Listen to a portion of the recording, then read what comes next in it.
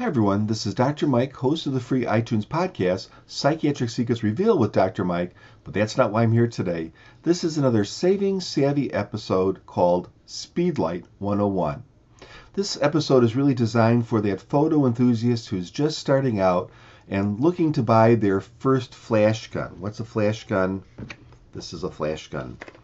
You've seen these on cameras all over the place. And when I tried to buy my first flash gun, I bought it off of eBay. I made some mistakes, almost ruined a camera, luckily did not. And so I think it's important to understand what all these terms mean and how they vary from camera to camera. But first, let's understand how a flash works. So this is my poor man's PowerPoint. So basically, a flash has a battery that charges a capacitor. Think of a capacitor as a big holding tank for a charge that can rapidly discharge that charge. When you kind of press the button on the camera, it triggers the flash, and the charge goes to a flash tube, which is a tube filled with xenon gas. You get a brilliant flash, like maybe 1/1000th of a second, and you light things up. Now, the way that you control that is with a little switch here. This little switch here is in older flashes called a thyristor. In a newer flash, it's called an IGBT, or an insulated gate bipolar transistor. They both kind of do the same thing, though. And that little switch has the ability to cut off, too, which means that you can discharge the entire capacitor, or maybe a half of it, or a quarter of it, or an eighth of it. And by doing that, you can control the intensity of the flash. The flash will be shorter, and it will give off less light. So maybe it won't be 1/1000th of a second, maybe it'll be 1/4000th of a second, or 1/2000th of a second, or something like that. So that's how all flashes work, from the most expensive flash gun to the cheapest one. What people often ask is, well, how do I know how powerful my flash is? Well, one way to know is by what's called a guide number, or a GN. But these numbers can be so manipulated by flash gun manufacturers that I find them almost useless. Typically what happens, however, is that the flash manufacturer, if it's a big company like Nikon or Canon, their numbers are pretty accurate. If it's an off-brand, you just want to look at their ranges. So they might have a mid-range flash and then their top-of-the-line flash. I would just kind of consider those the same as a mid-range Nikon or a top-of-the-line Nikon. Not exactly, but at least it gets you in the ballpark. Speaking of off-brand flashes, many of them are what are called manual flashes. I mean, like they're manual flashes. What does that mean? It means that you do all the adjustments on the flash yourself. So let me grab a manual flash here. This is a Yongnuo YN560. So this has about the flash power of an SB700, like a Nikon flash SB700. If you look on the back, you have a bunch of buttons, and you'll have a bunch of different things where you can adjust the flash anywhere from like full power, half power, quarter power, eighth power, 16th power, 32nd power, etc., etc. So you can have a very bright flash or a less bright flash. And you use this in conjunction with your camera, with the camera in manual mode. Now that sounds very scary, but it's really not. Actually using a manual flash, once you get used to it, it's actually very easy. You have to do a little brain power. You might have to take a shot over again or something until you get the right exposure, but it's very easy to use. The advantage of these types of flashes, they are significantly less expensive than a more automatic flash. They produce the same light, and actually professionals prefer these flashes oftentimes because they're more consistent in their exposure. So this is a manual flash, works good. All right, well, if you don't want manual, if you want something more automatic, then you're going to go for something that's called TTL, or through the lens metering. And pretty much any brand name flash like Canon or Nikon or Olympus, if you're buying the brand name flash, they have TTL built in. So here again, we have our SB700. And if you look at the bottom of this flash, it has all sorts of little wired connectors, and that's different from this manual flash, which just has this one little connector here and a little side connector on the side. The only thing that the camera needs to do with this flash is to tell it to flash.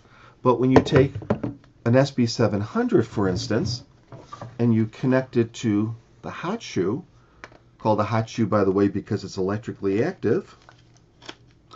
Well, now the computer in this flash is talking to the computer in this camera back and forth.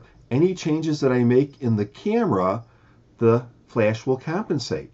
And so it's automatic. I don't have to do any of the thinking.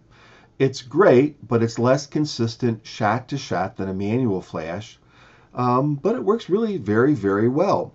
This has many more features than just that, by the way, but that's one major feature. Now, with TTL flashes, you can turn off the TTL and also run them manually, so you have the best of both worlds. What's the downside? Cost. So the other thing that these flashes can do is they can do, I'm trying to get my stuff here, it's called wireless control. So TTL flashes can communicate with the camera in all sorts of ways. One way is, if I can turn this puppy on, is using, on certain cameras, the flash itself in the camera can communicate like with a little Morse code signal to the TTL flash and tell it to do all sorts of things. So in a simple example, I could be taking a picture using this flash, and maybe I want this other flash to be a flash in the back to kind of maybe light my head or something from the back. I could easily do that with a system like this kind of wireless system. And this is part of the creative lighting system in Nikon. However, Canon has a similar system. All the major, Sony does, all the major companies have a similar system. Now, one more caution about TTL. TTL is exclusive to the brand. So TTL designed for Nikon will work with Nikon, but it won't work with Canon, and vice versa. They're all individuals. Now you can buy the brand name flash, which will be the most expensive, or you can buy an off-brand flash that has TTL. They often work quite well too, but compatibility with all systems is not guaranteed. So if you want the gold standard, you want to go for the brand name flash. Speaking of that combination of one flash controlling another, we call that master and slave.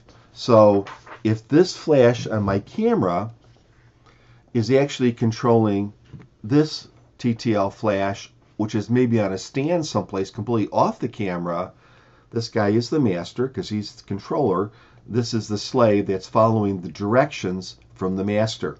And you can have all sorts of arrangements of different, different amounts of power and all different sorts of things. Next thing that you'll hear a lot of is AF or autofocus assist beam. I'm holding it like this so it doesn't shine the light. Oh, that works too. AF assist beam.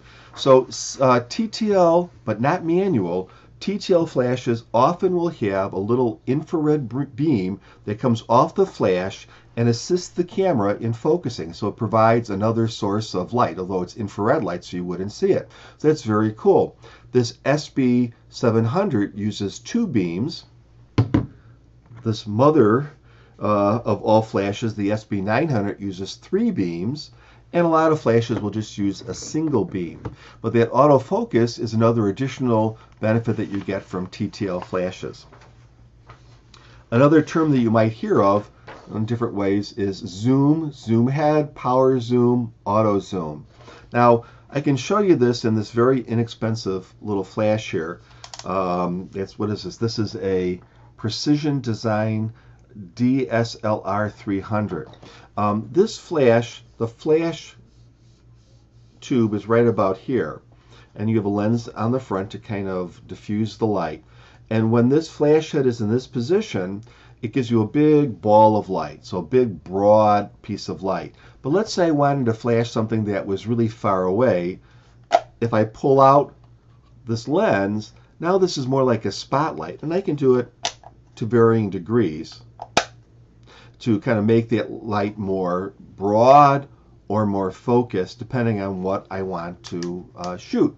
Now, this is a manual way of doing it, which works just fine, but on a lot of flashes, including this Nikon TTL and including this Yongnuo manual flash, it's done with a motor inside the flash. There's nothing actually moves on the outside, but it's the same sort of an idea. All right, Here's another term that you may hear that can be a little confusing. It's called auto flash. Now, auto flash may make you think that the flash is TTL, but unless it says TTL, it's not TTL. Auto flash is actually an older technology that existed before cameras were so computerized. And this little cheap flash, again, has that function. So it has in the front of it a little photocell. So you would place this on the camera, and this one's a little bit tight to get on. Again, it's just strictly a manual flash. So you place it on the camera. You follow the parameters that it tells you in the instructions to set the camera in a certain manual mode, like a certain f-stop and a certain speed. And then you put it on auto. If I take a picture, the light goes from the flash to the subject and comes back and hits this little photocell and turns off the flash. Now, surprisingly, this actually works pretty well. So it's sort of an automated flash without a lot of the technology that you would have with a TTL flash. Of course, TTL is much better and much more sophisticated. But just to give you an idea, this flash is about 39 bucks.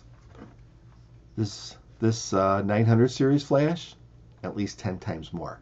So if you're looking for something really inexpensive, kind of cheap, but it works. So the other term to say is, we talked about master and slave, but we don't want you getting confused because sometimes you'll hear about optical slave. Optical slave is something different. And a lot of flashes have it, some don't. But a good example here is this Yongnuo flash. It actually has in the front here another photo sensor. So let's say I'm using the pop-up or another flash, but let's say I'm using the pop-up on this camera and I'm taking a picture, but I want to have another flash shining in a different direction or illuminating the background or something like that. Now, this is not a TTL flash, but I can tell its photosensor to flash when it sees this flash. So it's another way of remotely controlling an external flash without having to have wires or cables or anything like that. So that's an optical slave, again, different than the master slave sort of thing that you'd see with TTL. A couple more things. You'll see things that say light modifiers. A light modifier is anything that modifies light. So for instance, putting this on there, that would modify the light. And I'm going to turn on here. I'm hearing a little echo here, so we're going to turn that down. So what to buy?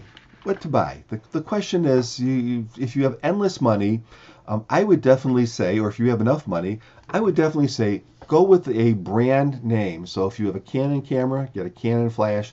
If you have a Sony camera, Sony flash, a Nikon camera, Nikon flash. And personally, if you're just a hobbyist, I would start out with the mid-range flash. It's smaller, it's cheaper, it will provide plenty of light.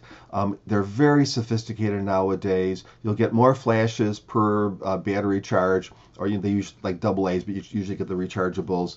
However, if you really think you're going to go all out and you really want to maybe flash large groups, you're doing weddings and you're going to be doing big groups of people or something, then you want the top of the line. For Nikon, it's the SB900 series. Other flash, other companies would have different flashes.